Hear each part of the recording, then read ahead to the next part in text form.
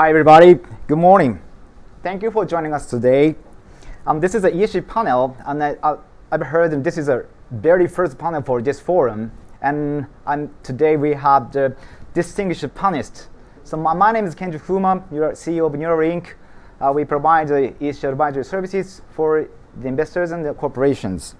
So today, from now, we're going to talk about how did ESG investing take over the mainstream position and where it is going. So the first panelist is Matsui, Vice Chair of Goldman Sachs Japan. The next, Keiko Tashiro, Deputy President, Daiwa Securities Group Inc. Yumiko Murakami, Head of OECD Tokyo Center. Hi guys. So to begin with, now we have the great panelists. So first, we ask them their perceptions about ESG investing. So Matsui-san, please talk. Sure. Thanks so much for inviting us to participate in this amazing FinTech conference, and we're very pleased to kick off the conference with this panel on a very important topic, ESG. So I thought I'd start with first off kind of describing some of the global trends that we're observing in the ESG environment. And what I'd like to do is start with the evolution, second talk about growth and what's driven it, and then third, some of the challenges that lie ahead. So first off, in terms of the evolution, as many of you probably know, ESG investment didn't start being called ESG. It was really kind of called things like socially responsible investing, SRI investing, back in the 1960s, where the focus was actually more on negative screening or exclusionary screening, meaning don't include or exclude from your portfolios so-called sin stocks like tobacco or guns. Then the industry evolved towards more positive tilts to companies with desired ESG characteristics, such as gender diversity or low carbon emissions. And now, of course, large, sophisticated institutional investors around the world, including, for instance, Japan's GPIF, the world's largest public pension scheme, and others want to understand how to integrate ESG across their entire investment portfolios, because they've realized that sustainable investment is being aware both of financial risks as well as non-financial risks. ESG investing has been fueled by the growing focus on the UN's SDGs, which were launched, of course, in 2015. And ESG can kind of be described as a way of transposing the UN's Sustainable Development Goals onto an investment context. Secondly, very quickly on growth, ESG and sustainable investment assets, as many of you know, have absolutely exploded in recent years. For instance, the number of PRI, United Nations Principles of Responsible Investing signatories, has exploded to over 3,000 signatories in just the past 6 years, with combined AUM growing from $45 trillion to over $100 trillion this year. Regionally, the movement, of course, on ESG investment was launched kind of in Europe and then made its way to the United States, and more recently, of course, has reached the shores of Japan. But if you look at the penetration of ESG in, for example, region-dedicated assets, Europe has the highest penetration, about 7% of European dedicated AUM, 2% of US funds, and only 1% here in Japan. So hence, tremendous scope for growth going forward. And then third is kind of related to this, is what's driven this explosion in ESG. Number one, clearly growing empirical evidence that ESG issues linked to ESG issues related to material investment risks is really driving investment performance and outcomes. Number two is rising investor demand. Three is a deeper regulatory focus. And fourth is ultimately, ESG is ultimately a fund manager's job of fiduciary responsibility. And so ESG is not just a compliance issue anymore, it's really become a value driver in the investment process. Finally, in terms of the challenges, I think we're going to talk about this more later, but the number one challenge that we face with doing ESG research at Goldman Sachs is data, inadequate, high quality, and consistent data availability. One CFO of a corporate client actually mentioned to us recently at a conference, he was asked by an investor for 2,000 pieces of ESG data, and I think we've gone a little bit overboard. Risks of greenwashing is also rising, so we need to stress the focus of materiality over simply disclosure and performance over simple policy. In other words, we need better quality data on the things that actually matter the most. Good news, though, is there is, I think, driven by investor initiatives, some very promising efforts such as SASB, the Sustainability Accounting Standards Board, and the TCFD, the Task on Climate and Financial Disclosures, both being launched in the last few years, are really critical first steps in terms of creating a common set of metrics and reporting standards. Thank you. Thank you. Next, I want to ask to Tashiro-san about also the perception, including the Japanese characteristics. So good morning. It's great to be here with two women that I respect so much, and I hope that we can share our enthusiasm for this topic because it's so important. My role is to explain ESG investments in Japan, which I will do, but I'd like to approach it from two ways. One is the investor side, and the other is the receiving end, which is the Japanese corporate side.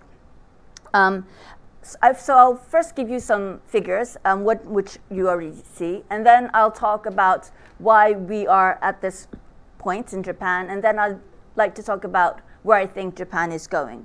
So if you look at this slide, which is a slide by Global Sustainable Investment Alliance, the data was provided, and it's only up to 2018. So this shows the proportion of ESG investing relative to total managed assets between 2014 and 2018. If you see the 2018 part, you can see that Japan is just short of 20%. United States between 25 and 30%, and Europe is around 50%. And this trend, I think, is continuing. Maybe it's inched up a bit. So right now, we cannot say that ESG investment in Japan is mainstream. Not yet. So looking at the corporate side, this shows issuance of SDG bonds in Japan. And I say SDG bonds because this is how the Japan Securities Dealers Association categorizes ESG bonds. So you can see that issuances increased quite significantly. Between 2018 and 19, it's more than doubled. And in 2020, as of September, there's a 17% increase from the whole of 2019. So you can see that issuance in Japan, and it's the same globally, has increased quite significantly. One characteristic is that because of COVID, sustainable bonds, which is the blue you can see, has increased more than double in 2020. And this figure, after this graph, has increased more. So we are heading towards the right direction. I should say that the overall actual figures, although the growth rate is very high, is still, compared to Europe and the States, is still quite low. There's another slide. Kathy mentioned TCFD. The number of signatories, or the number of companies that have signed up for TCFD, is the highest in Japan. 314 as the end of October. That's the most number of countries from any other country. So that is also something that I think is promising going forwards. I should add that up to 2018, because the number of issuers in Japan was so limited and there was much more demand by investors in Japan, most of the bonds issued were from non-Japanese companies. So hopefully we will see more Japanese companies issue. So that was my last slide. So I would like to give you some reasons why this is the situation now. And I think I'd like to talk about three relationships. One is the relationship between companies and their consumers. One is between companies and shareholders. And the last is between asset managers and asset holders. So Japanese consumers tend not to be activists. They're very peculiar about quality. They would not buy a product if there's some quality issues. But it might have something to do with the media, but they fairly boycott a company. So the conscience of Japanese companies to their consumers is a bit different from Western companies. Number two, shareholders and companies. We know that up to 2014, until the 2015, until Corporate Governance Code was issued, or in 2014 when the Stewardship Code was issued, Japanese shareholders tend to be quite passive. That's changed, but that's also why ESG might not have gone mainstream in Japan. And finally, the relationship between asset managers and asset holders. In Europe, asset managers like pension funds were headed the ESG movement because a lot of the asset holders, meaning the pension money, they wanted to know where their money was being invested. In Japan, people are not vocal about how their money is invested. And that is another reason why I think until 2015, when GPIF signed PRI, became a signatory, pensions have not been that active in the ESG world.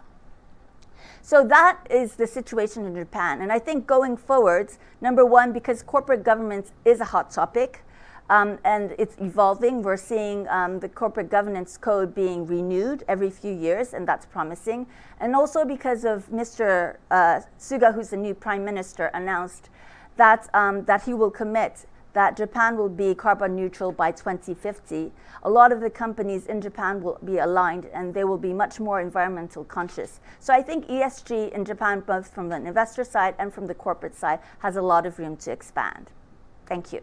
Thank you very much. Then I want to ask the Murakami-san about, I understand the OECD also supports this invested trending for a long time. So what is your view from the international organizations such as OECD? Sure. Thank you so much for this opportunity. Today, I think I'm going to share some of the really interesting discussions that are taking place at OECD around ESG. In fact, as you said, ESG is a very, very hot topic. There are a number of committees, there are a number of study groups that have been formed to look into a whole bunch of different issues related to the ESG theme. So I will talk about three things mainly. What is driving this whole momentum, this very, very strong momentum in terms of ESG and what ESG can do to the society and economy?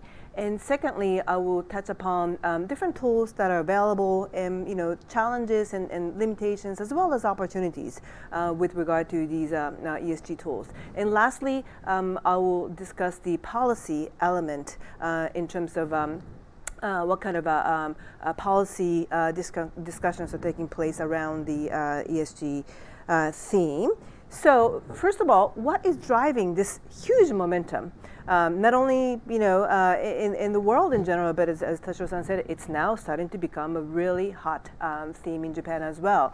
First of all, if you look at the capital markets, you can just see the amount of ESG related investments, the money that's coming into the capital markets. You can see there's a lot of interest from the investor perspective. So that's definitely one of the biggest drivers. Investors are looking at the non-financial, typical financial information.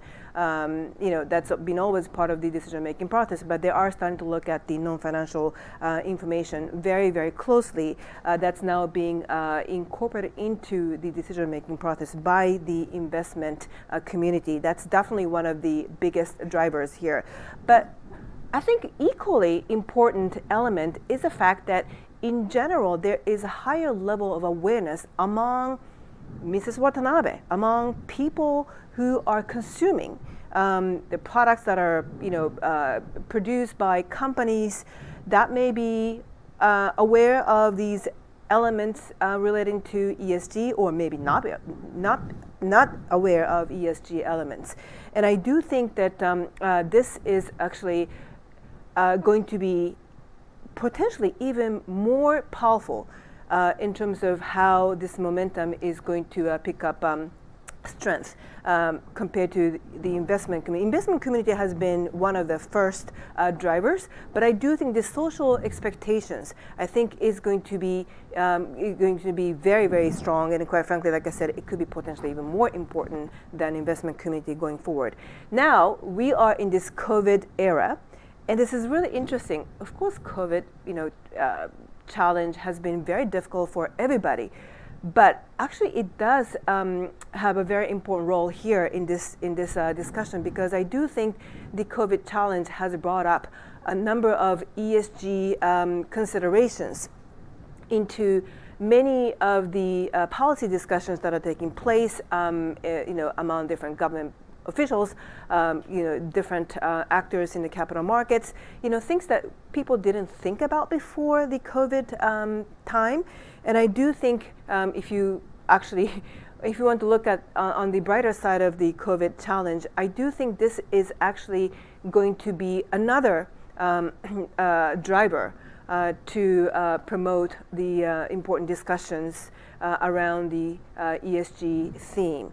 And fiduciary responsibility, which I think is also evolving, they're having a number of interesting announcements. NASDAQ basically said, last week they are going to require diversity on the NASDAQ companies' boards. Similar announcement has been made in the Japanese context as well over the weekend. I think all these are related to the ESG discussion here. The fiduciary responsibilities imposed on the part of the board members. They are going to be looking at the ESG elements even more closely so that they can carry out the responsibilities that they are expected to carry out if they are to maximize not only the financial returns for the companies that they are responsible for, but also the social and community responsibilities that come together with the company's financial responsibilities. So I do think that's another interesting driver that's been picking up a lot of momentum. But I do think, just looking at the last couple of weeks, couple announcements that have come out, it just makes me think that is going to even, that's going to be even more interesting going forward.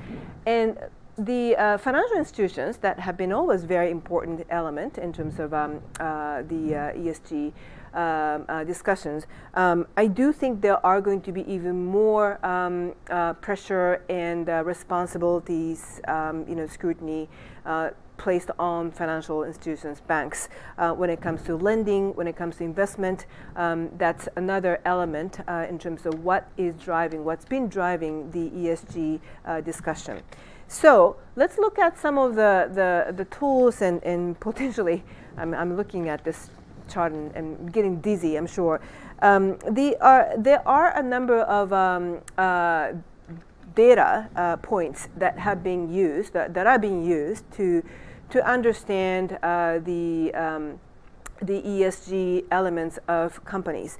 The problem here is, as you can see in this graph, it's extremely difficult to understand the data points that are available or not available because there is very little consistency.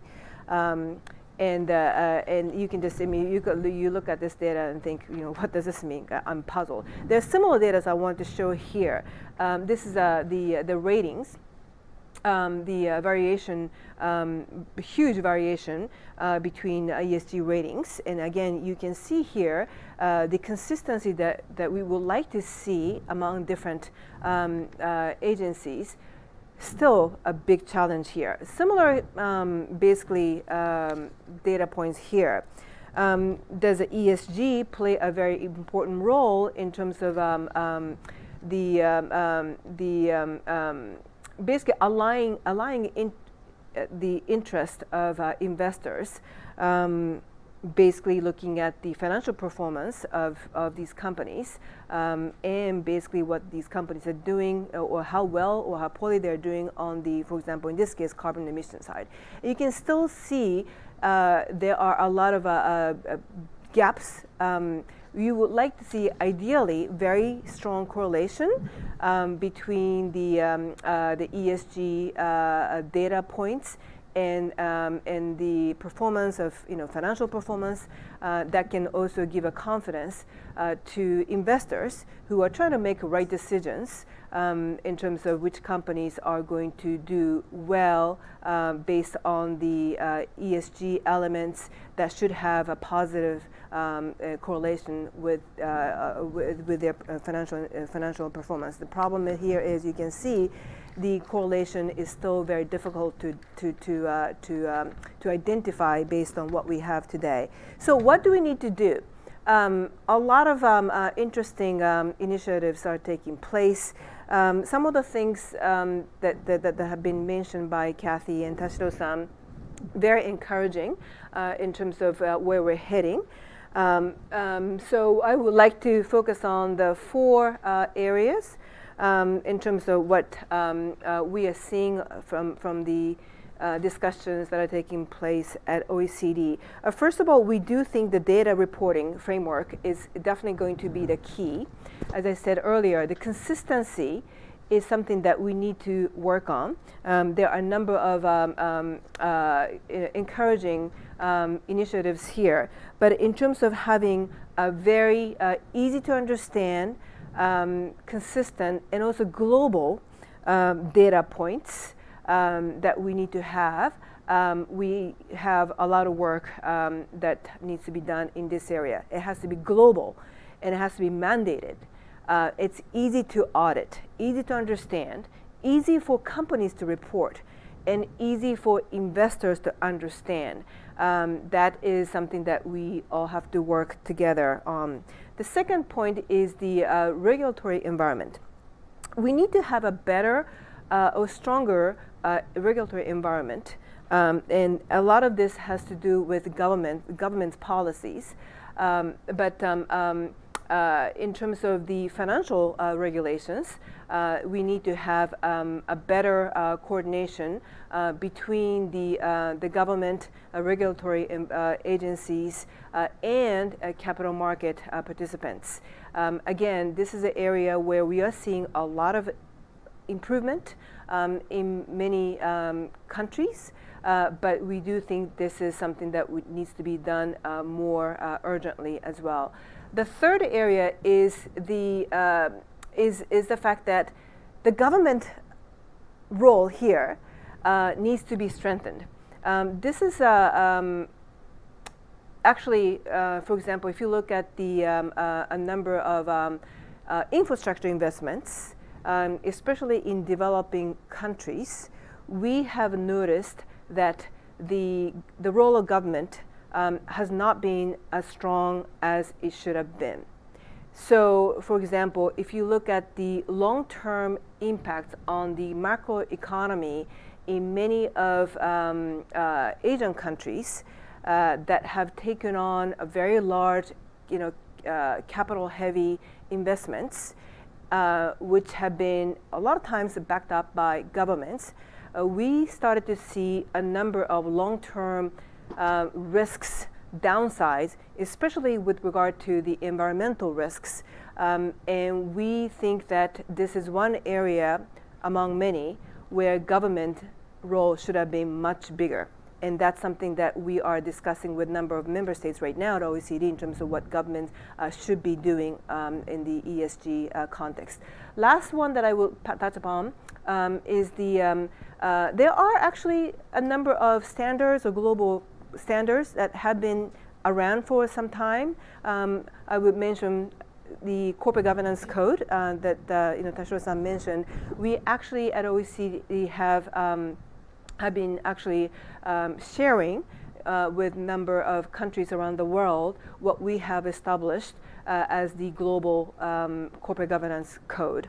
So it's been the model of Japan's corporate governance code, for example, when the Tokyo Stock Exchange and FSA decided to make one for Japan several years ago. And that can be actually the case for many other countries as well if they are in the process of coming up with one or strengthening the ones that they have. So another one that I would mention is the is the Responsible Business Conduct Code that the OECD has established and developed. It's something that we are sharing again with a number of member states and non-member states. That can be a very good standard for companies, in particular private sector companies, in terms of coming up with their own guidelines and standards. So these are the things that have been around. We actually have been very open about sharing what we have developed at OECD. So hopefully those existing guidelines and instruments can be actually used by many other actors. So that's about it, and I would like to turn this back to Fuma-san, please. Thank you. Thank you very much. As the next, I want to make some in-depth discussion about the status quo and also the history of ESG investing. So first, Kathy-san. So why has investing become mainstream recently? And also the COVID-19, what kind of impact the COVID-19 influence in investing trends? And why the Goldman Sachs conducting 30-year, the long time, the ESG research? Sure. So I think that ESG, from my perspective, is no longer, again, just relegated to a compliance or a government regulatory issue.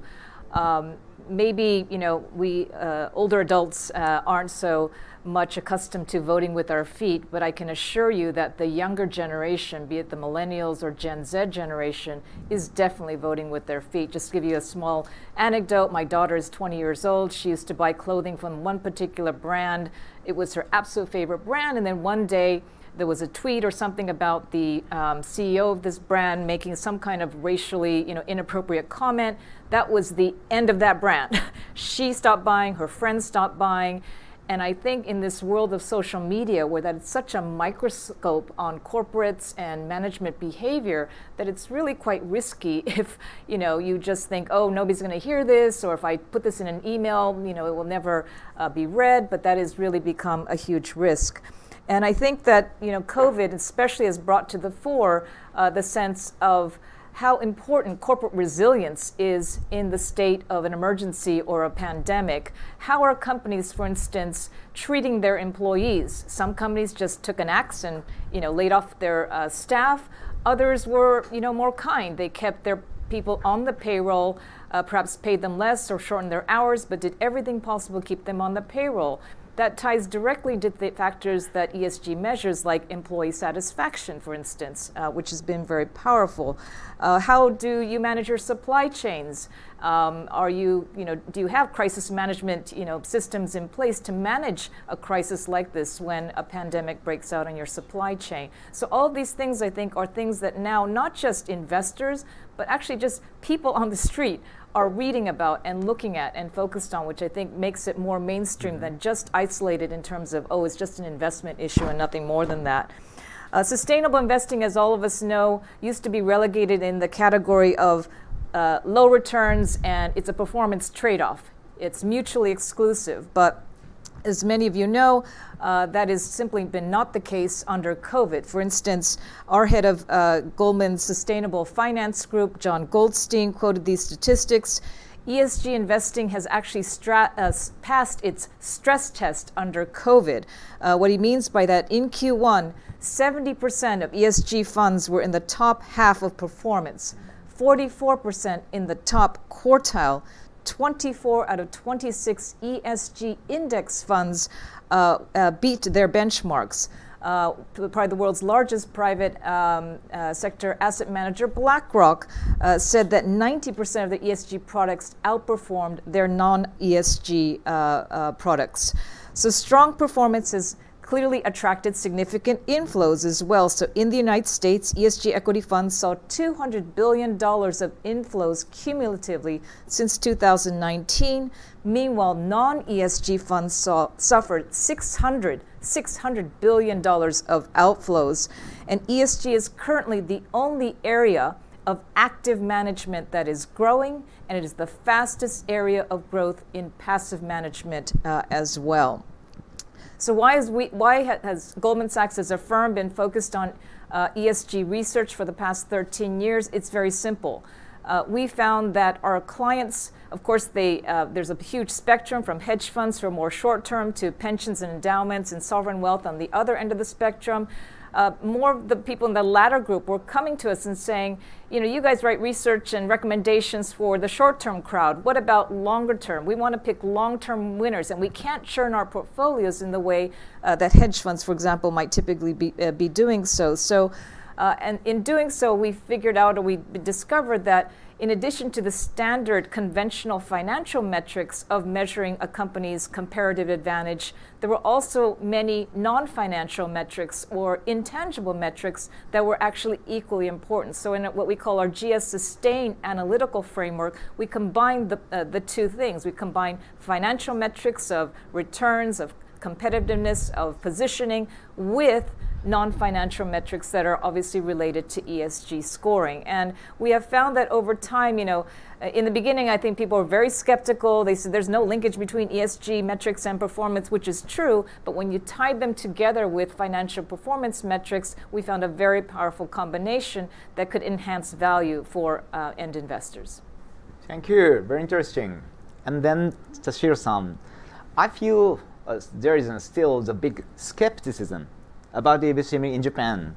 But now the Daiwa Securities strongly supports ESG investing, my understanding. Mm-hmm. So could you share some of the history of a story about the transition of discussions in your company?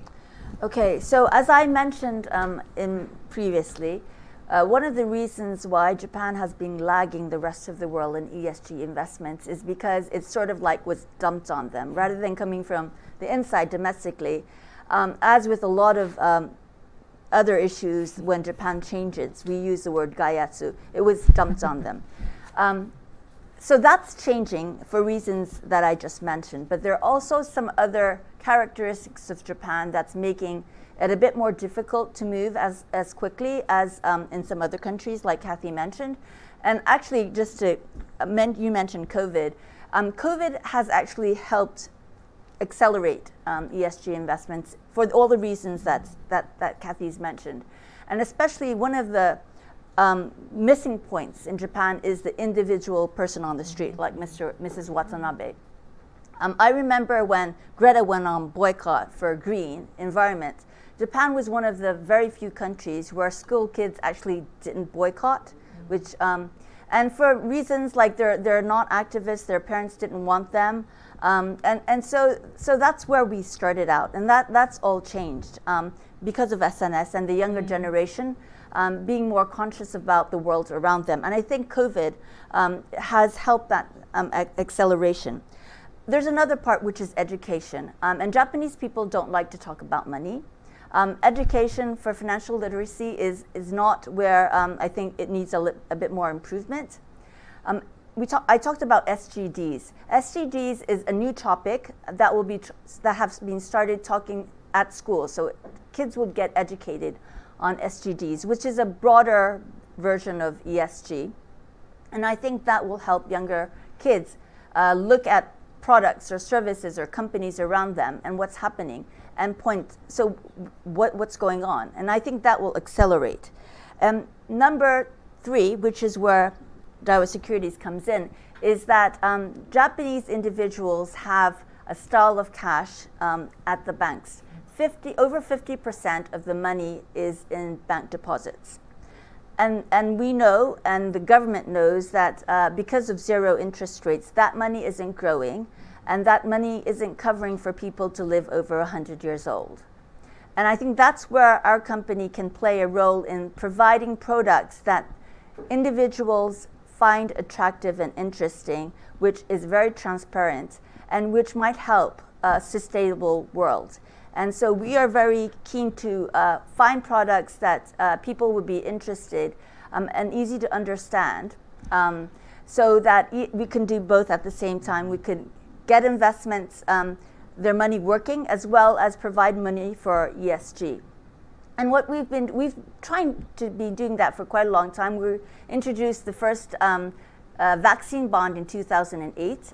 We've been selling to retail of the ESG bonds. About 50% of what was sold into retail was lead managed by Daiwa.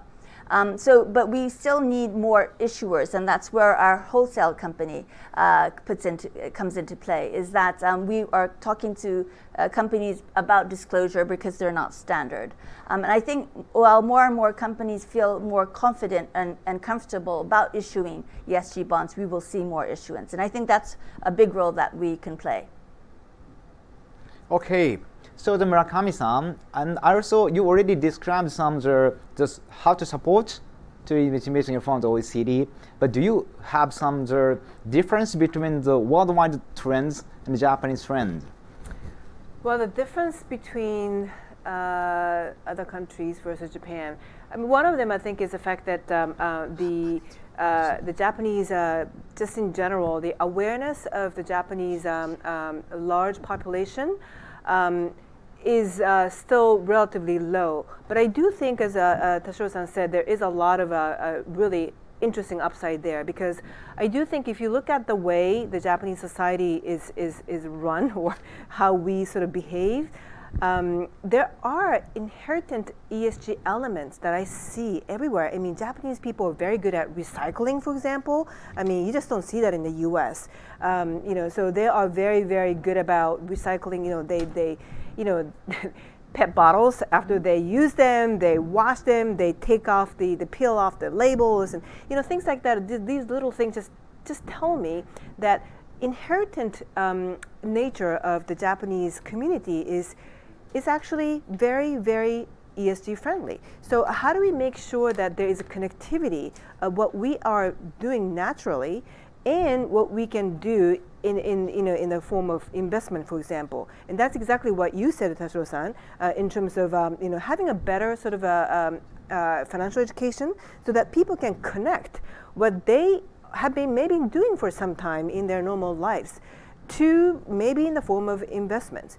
And I do think that connectivity can be a very big change maker in terms of how Japan can potentially catch up with the rest of the world.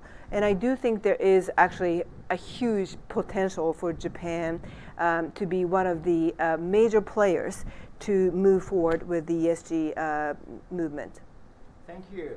And this is a FinTech topics, it's a FinTech symposium, so we want to also talk about the relationship between the ESG investing and also FinTechs.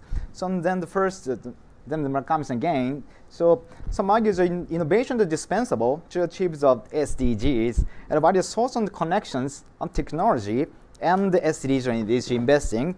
How does the OECD support this disruptive innovation?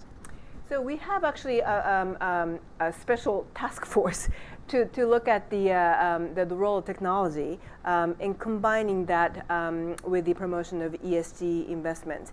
There are, for example, you can just see so many startups are coming up with very innovative solutions, innovative products, and innovative services using digital technology to enhance, for example, the monitoring aspects of production, manufacturing companies, for example. So these are just a few examples of how digital technology can be adopted, can be used to, in this case, the monitoring service, or monitoring technologies in terms of looking at the supply chain. And these are, quite frankly, still at the early stage of development, but we see a number of companies doing something like that. So I do think when you start using digital technologies, not only just monitoring activities, but also many other elements in the financial industry, I do think, we were talking about how difficult it is sometimes to look at all these different elements, and simplifying these elements, data points is going to be the key. Digital technologies actually can help to do that. And again, we are still kind of early in terms of seeing a number of actual products out there. There are a few out there already, but I do think in the next literally year or two, we are going to see a very, very user-friendly, digital technology-driven services that can be adopted by maybe Daiwa or Goldman Sachs, I don't know, so that people can actually use ESG data in a much more user-friendly way, in much simpler way, so that they can make right decisions. So these are just give examples, some of the things that we are discussing at, in this committee. Thank you. So Matsui-san, and also asked about the relation of technology and investing, and so you already mentioned the data related to challenges, how to overcome it. So data gaps remain a huge challenge, and if you actually think about the wealth of information related to ESG out there, according to my colleagues, 43% of all general ESG metrics currently have disclosure rates less than 20%. So while there's a lot of data out there, in terms of the data that is meaningful and material, we still don't have enough disclosure, point number one. Point number two, when we started our GS Sustain research, I can tell you it was super manual. We had our analysts ringing up companies, even in Japan, one by one, asking them, what about your injury rate? What about things related to your supply chain? It was very hard to get this information from companies. Yes, data provision has definitely improved, and I think there are some fintech-related companies like True Value or SenseFolio and in the United States, and Miotech, I think is the name of the firm in China. But frankly speaking, if you ask my colleagues about the quality of these, fintech, sort of data, I don't know what you call it, data scrapers, or the ones that just amalgamate and collect all the data. Even if you use these fintech providers, we still have to manually check the quality, which sort of tells you that the quality is not quite where it needs to be yet, although it's great to see these new players, but we're still far from an ideal situation. But we hope moving in the right direction. All right, then Tashiro-san, and also how do you feel what are the expectations of fintech companies to help you advance the ESG investing? So I think there's two aspects. One is, like both Murakami-san and Kathy mentioned, is that because of the data for pricing or for rating will be more accurate, and I think investors will be more confident that their money is actually being used for a good cause because of all the data, and the rating is more accurate than it is right now. Because for one of the reasons why Japanese investors say they're a bit hesitant is that the rating agencies are all over the place, like Murakami-san's graphs mentioned, and they're not sure what they want to do. So that, hopefully, with data will be remediated. And another thing is that with fintech, investments will be made into smaller units, meaning that even retail or smaller investors can invest in a product. So they can invest in one unit, which financially would be impossible right now. But with fintech, if that's made possible, a lot more people can participate in ESG investments. And I think that's what's needed in the long term for sustainable finance. And hopefully, and there are some fintech companies that are working on it already, and I find that very promising. All right, great. So then the very last question to Matsui-san. So now that we had the big news about the carbon neutral in Japan, do you have any opinions or do you have expectations to issue a company for this the roadmaps to carbon neutral? Well, first of all, kudos to the Japanese government for announcing this very bold target. My understanding is there wasn't 100% consensus in Japanese society before this announcement was made, but I think Japan is really, if you actually look at ESG scores and disclosure of those scores, S and G are, typically Japan has been lower on the ranks, but E has been relatively high. And so I think if Japan can actually play an important leadership role in, guiding not just government, but also companies in the private sector towards carbon neutrality by 2050, I think that would be incredibly useful. And so I'm very excited by that challenge. Thank you so much. And we already spent the 45 minutes to talk. So thank you very much. And also thank you very much to the audience. Thank you very much to the staff to holding this event. And the next event should be the COVID-19 pandemic accelerates a paradigm shift in Japanese financial industry. We'll start soon. Thank you very much.